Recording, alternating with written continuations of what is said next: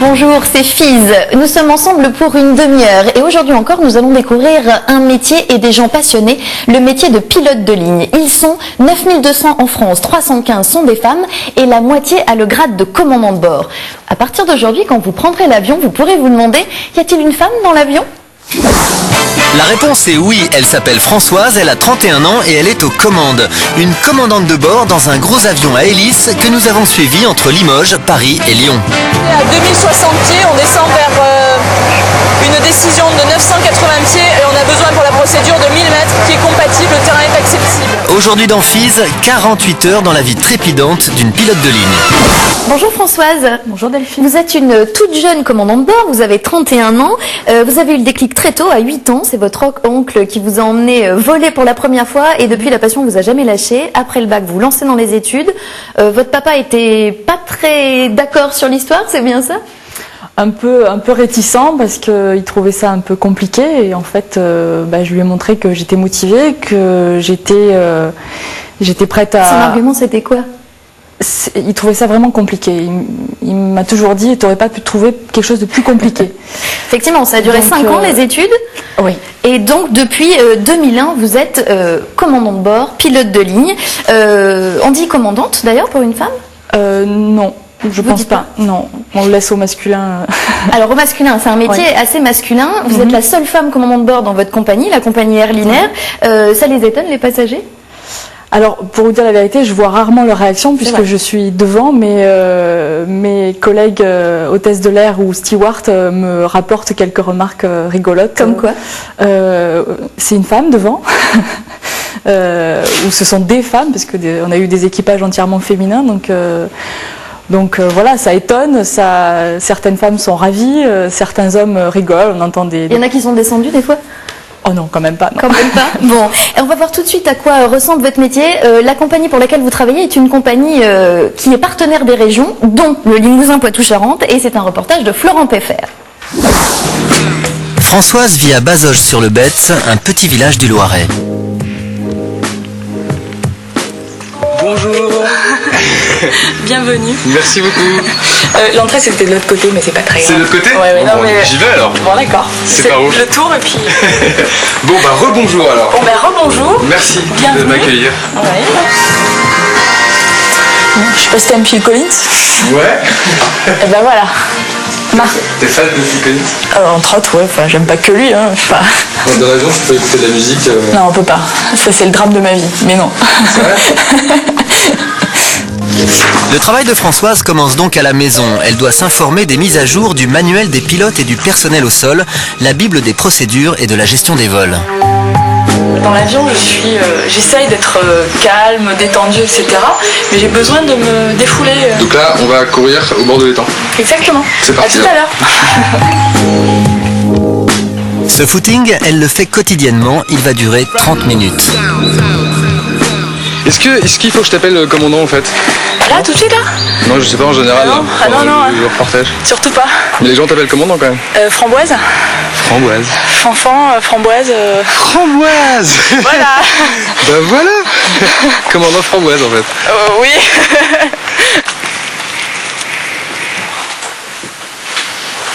Alors explique-moi. Donc le pantalon bleu marine, la chemise, avec les galons. Ah oui, les galons. Alors ça correspond à quoi ces galons ? Donc ils sont toujours dans ce sens-là. La petite collerette vers le cou. Il y a 4 galons, comme tu peux le voir, qui correspondent au grade de commandant de bord. Pour le copilote, il y en a 3. Voilà. Ah ouais, la classe. Et la petite cravate, avec le nœud déjà fait, c'est plus pratique. Et je ne sais pas faire les nœuds de cravate. Ok. Voilà, et de toute façon c'est un de mes instructeurs, de mes premiers instructeurs d'entrée compagnie qui m'a fait le nœud, donc c'est un peu sentimental aussi. T'as jamais changé le nœud ? Non, je l'ai avec pas vrai. Non, je rigole Depuis pas. combien de temps ? 4 ans. Non, c'est énorme. Bah je reviens dans 5 minutes, je toque. Voilà, un petit peu plus parce que je suis une fille, donc il faut du temps.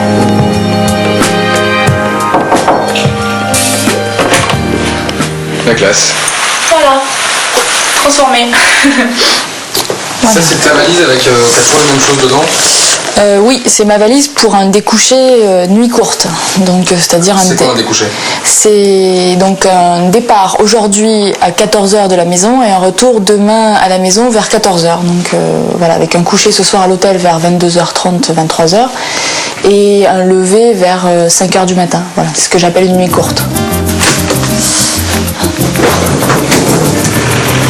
Françoise se rend à la compagnie à Rungis, tout à côté d'Orly. Elle va devoir enchaîner 6 vols en moins de 24 heures. Mais avant, direction la salle des opérations pour consulter toutes les données techniques du vol. Donc là, j'ai pris connaissance de toute la composition d'équipage. Donc j'ai vu que à peu près tout le monde était arrivé. Il manque juste l'APNC qui devrait pas tarder. Alors l'APNC, c'est fou le nombre d'abréviations que vous avez. L'APNC. Personnel navigant commercial, l'hôtesse. L'hôtesse, voilà l'hôtesse. Voilà, l'hôtesse. Donc j'ai vu aussi l'immatriculation de l'avion que j'aurai. J'ai regardé ici sur l'autre planche l'état technique de l'avion. Voilà. Avant le décollage, le briefing technique rituel avec le pilote, la copilote et l'hôtesse, notamment pour savoir quelle quantité de carburant il faut embarquer. 50, je me dis que là, en bi, si tu veux, il me faut une tonne 402 au bloc mini, d'accord? Donc 42 500, on n'a pas d'autre problème majeur dessus, on est une tonne 5. Ça fait 750 par réservoir. Ça veut dire qu'en pratique, je peux arriver à Limoges et dérouter sur Châteauroux, si tu veux, en mono avec la réserve finale. Vous êtes filmé aujourd'hui, alors souriez. Ouais. Premier vol, départ d'Orly pour Limoges. L'avion de cette ligne est un ATR 42-500, il peut embarquer 48 passagers. Et ça s'appelle comment déjà cet avion? C'est un avion turbopropulseur. Donc en fait l'immatriculation de l'avion il est écrit sur le côté et également sur la roulette de nez. Et nous on a un alphabet, donc on ne dit pas les lettres F, G, P, Y, B. Donc on a un alphabet aéronautique et donc on dit Fox, Golf, Papa, Yankee, Bravo. D'accord. Voilà. Donc j'appelle l'avion par son petit nom qui est Yankee Bravo. Ok, ça marche. Voilà. Nous atteindrons Limoges Bellegarde après 1 heure de vol. C'est un très bon voyage.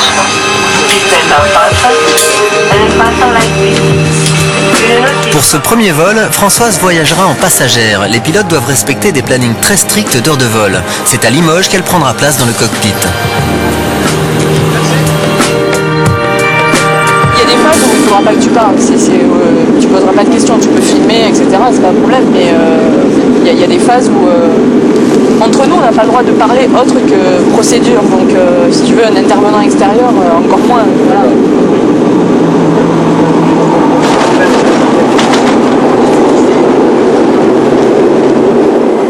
Merci, bon courage. Merci à vous, merci. Au revoir, monsieur, bonne soirée. Au revoir, monsieur. Bonjour. Bonjour. Alors le service du sol, le mécanicien de bord. Je garde la voix. Oui, enchanté. Enchanté, bonjour. Bonjour. Oui. Et en fait, comme on a du retard, on va essayer de rattraper le retard. Donc dès que le ménage est terminé, on a le pétrole à bord, donc on repart. On va tout le monde dehors, au revoir. Au revoir. Allez, on se dépêche, on vole. Courage, hein. Il est 19h30. Françoise prend maintenant le commandement de l'avion. Avant de démarrer l'appareil, les indications de vol doivent être communiquées à la tour de contrôle. Il faut imaginer qu'en fait, à chaque fois qu'on change de phase de vol, on va changer de contrôleur. Donc là, on va rouler, on va être avec un contrôleur qu'on appelle sol. Ensuite, on va passer dans la phase de décollage à proprement parler. Donc on va passer avec un contrôleur de la tour. Et ensuite, quand on va être un peu plus haut en altitude, on va passer avec ce qu'on appelle le secteur d'approche. Donc voilà, en fait, il faut s'imaginer l'espace aérien comme un gros cylindre. Et à chaque fois qu'on monte de tranche dans le cylindre, on change de contrôleur radar. Et en fonction de la zone dans laquelle on évolue. Voilà. L'équipage là et donc l'avion va s'appeler Britair 714 Whisky Hotel.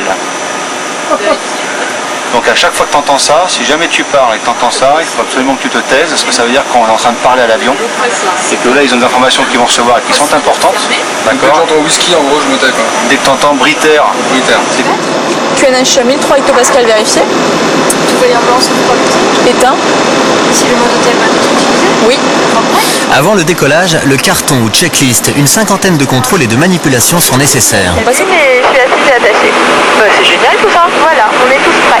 Allez, On décolle. Ok, donc alors, Whisky Nancy. Oui, on ferme fin 18-7. Au revoir, Whisky Echo. Bonne soirée à vous, Whisky Echo. France 94, Lima Hotel, contact avec vous. C'est sa 2321e heure de vol sur un ATR.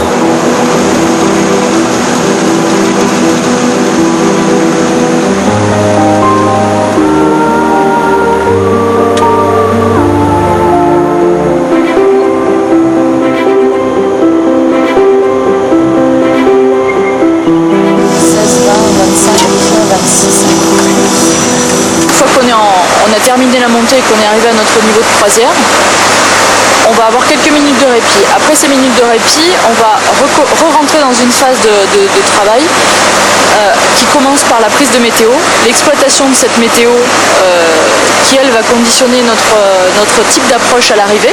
On va arriver par un point qui s'appelle Guéret. Ensuite, de Guéret, on va suivre cet axe qui est matérialisé par cette flèche et qui consiste à suivre la route 254. Voilà.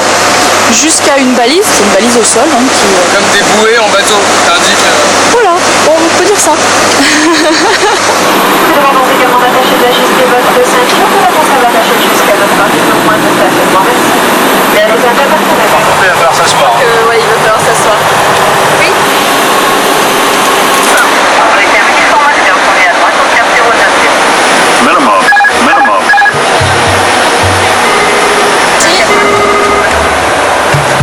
Le vol aura duré 45 minutes, temps couvert et de la pluie à l'arrivée.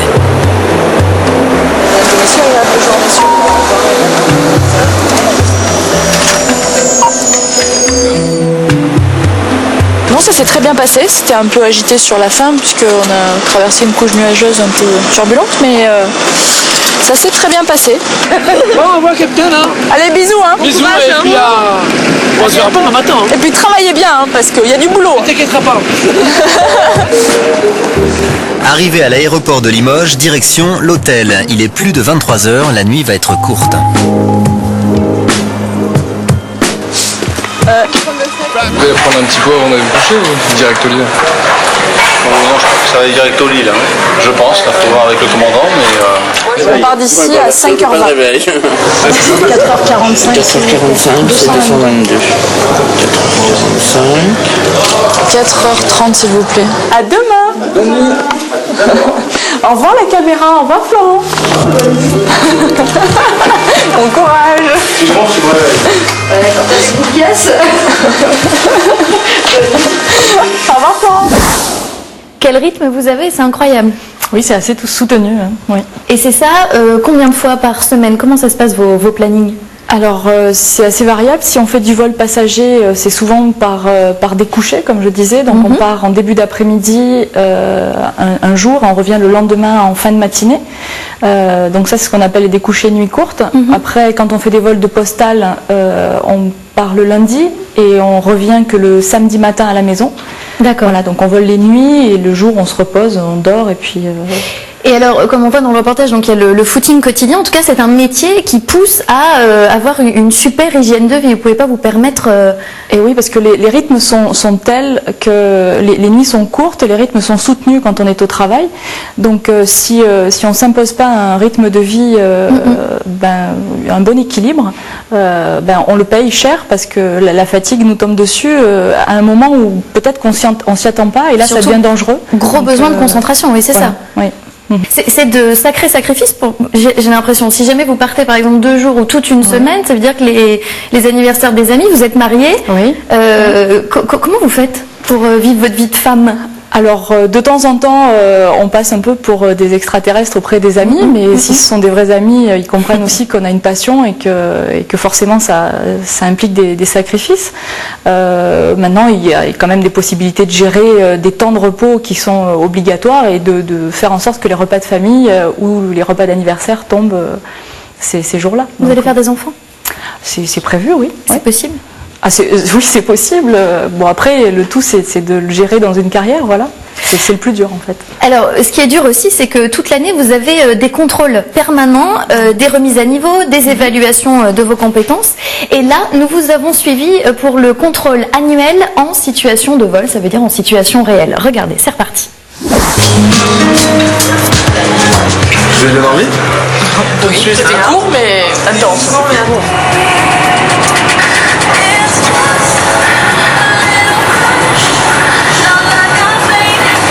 Notre bel oiseau est là.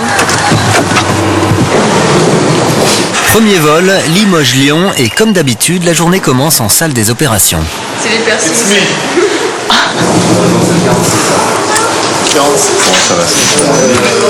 On a un bon vent arrière. Ça va aller très vite, Nathalie. Très vite. Voilà. 45 minutes. On va. Oui. Sinon, à Lyon, le temps est couvert. Il pleut. Il fait 9 degrés. D'accord. Voilà. Et donc 45 minutes, c'est pas mal ça. La plateforme de Limoges le matin, 3 avions, le Paris, Limoges-Paris, juste derrière le Limoges-Lyon, et tout au fond du parking là-bas, l'avion pour la Poste, Europe Air Post, et qui ne vole que la nuit. Aujourd'hui, c'est une journée importante pour Françoise. Le chef des pilotes, Emmanuel, doit lui faire passer un contrôle de connaissances et de comportement en vol. Ce contrôle a lieu une fois par an. C'est juste une validation de niveau, donc il n'y a aucun piège, on n'est pas là pour chercher la petite bête. Et de toute façon, il y aura toujours ce côté pédagogique qui fait, si on s'aperçoit qu'il y avait à notre sens une lacune sur un point, eh bien on aiderait à combler cette lacune. Pédagogique, mais aussi très technique. Françoise doit pouvoir solutionner une dizaine de situations critiques. En vol, une petite panne peut vite tourner au scénario catastrophe.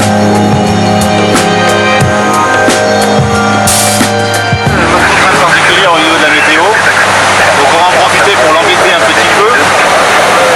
Voilà, est-ce que par exemple, pourquoi sur une fiche de limitation comme on a ici, on trouve le air conditioning off?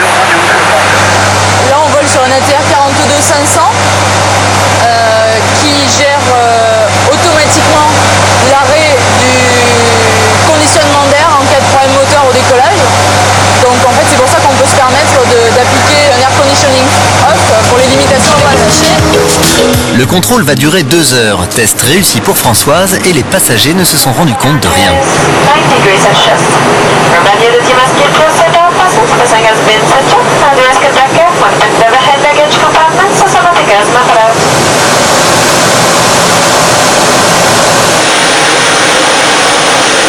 Là, cette étape Limoges-Lyon vient de se terminer.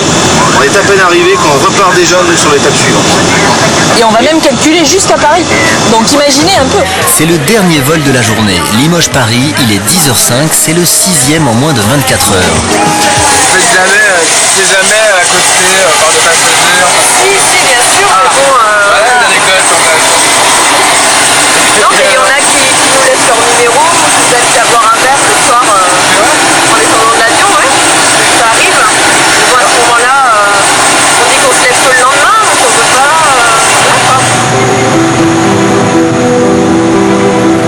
Et pour le retour, enfin, le ciel se découvre.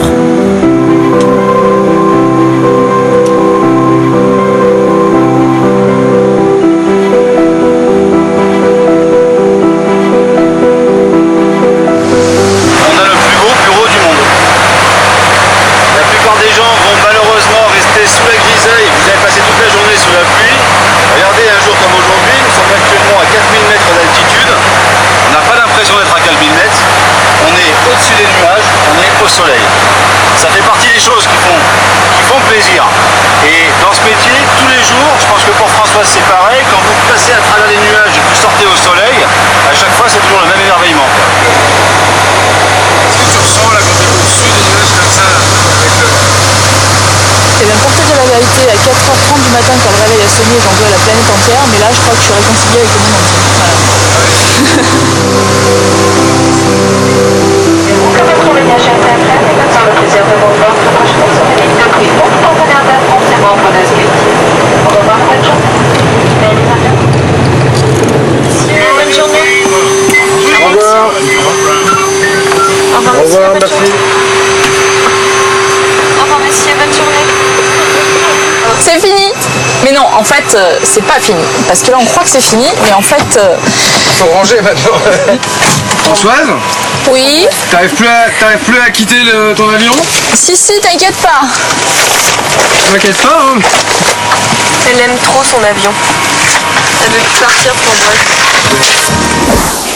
Emmanuel, vous nous avez rejoint. Vous êtes le grand chef des pilotes et des hôtesses, le grand chef des PNC, puisqu'il faut dire comme ça. PN, tout court. PN, Personnel tout navigant, court. tout court. Oui.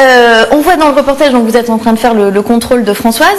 Est-ce qu'elle aurait pu rater quelque chose, Françoise? Elle aurait pu rater, j'aime pas trop le terme de rater. Dans des cas comme ça, comme j'ai dit, comme on le voit très bien dans le reportage, on n'est pas là pour dire c'est bon ou c'est pas bon.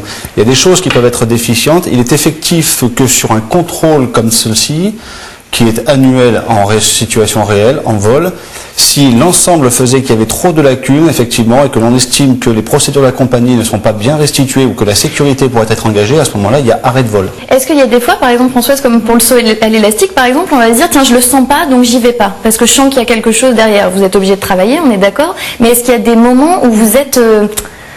il faut y aller, il faut le sentir. Alors, je dirais que c'est pas juste subjectif. Quand je ressens ce mal-être avant de décoller, déjà je décolle pas. Et en plus, ça va être sur des aspects techniques, sur des aspects météorologiques. Ça va être sur quelque chose de valable, de concret. Quelque chose hors de vous, en tout cas, c'est pas vous. Oui, bah, si c'est moi, je pense me connaître et à ce moment-là, je vais stopper avant même d'avoir mis un pied à la compagnie. Ça vous est arrivé déjà? Pas pour l'instant. Pas pour l'instant. Ça arrive, Emmanuel, vous qui les connaissez bien tous depuis longtemps?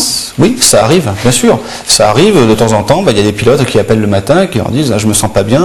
Alors maintenant, nous, on n'est pas là pour savoir si c'est une maladie ou si c'est quelque chose qui se couvre ou si c'est qu'il a vraiment pas envie d'y aller.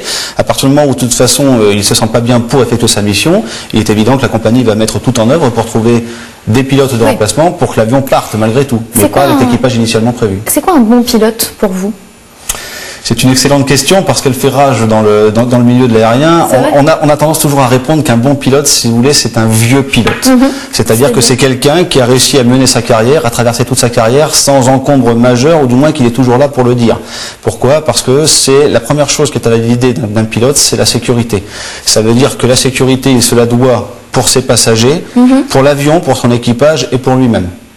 Donc, un bon pilote, c'est en bonne santé, bien dans sa tête, qui sait anticiper, 3 qualités? Non, c'est un peu réducteur. Qu'est-ce que vous en pensez? Non, c'est pas réducteur du tout. J'en rajouterais peut-être quelques-unes qui seraient supplémentaires, c'est-à-dire travailleur, comment dirais-je, motivé, émerveillé et poussé par l'émerveillement de son métier, parce que si on fait ça pour de l'alimentaire, entre guillemets, je pense qu'il faut faire un autre métier. En tout cas, ce qui fait plaisir aussi, c'est de voir le plaisir que vous prenez tous les deux. Regardez, Françoise, on a une petite question pour vous. C'est parti.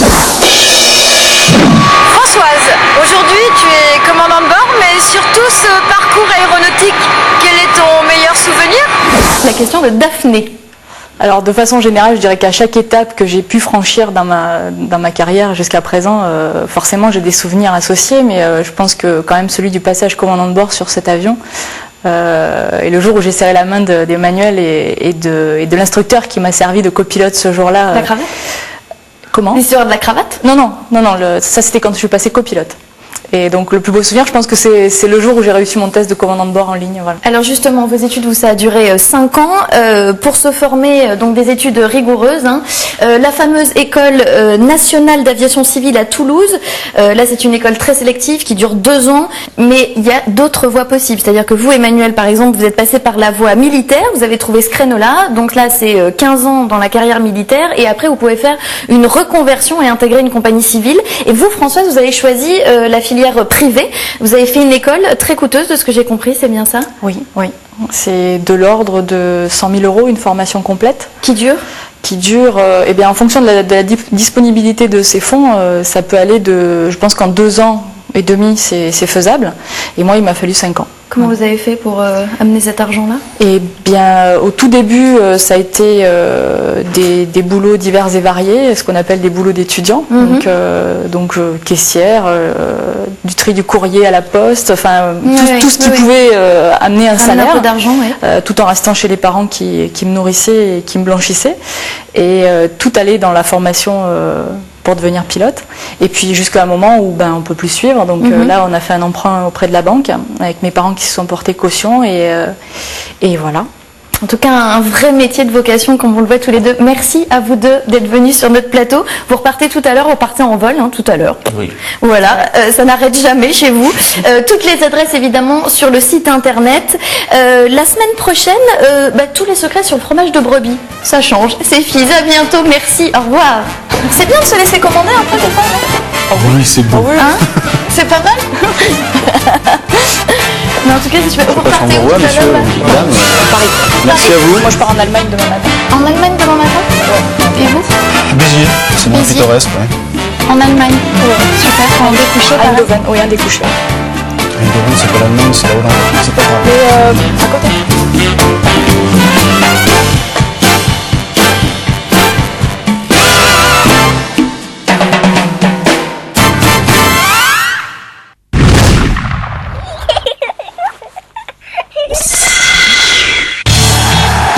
Retrouvez la saison de rugby Pro D2 sur France 3 avec la Matmut. Avec Gédimat, matériaux et bricolage. Gédimat, fournisseur officiel de la Ligue nationale de rugby. 2 pour un ticket. Albi et Dax se retrouvent ensemble à la porte du top 14. Un seul sera promu.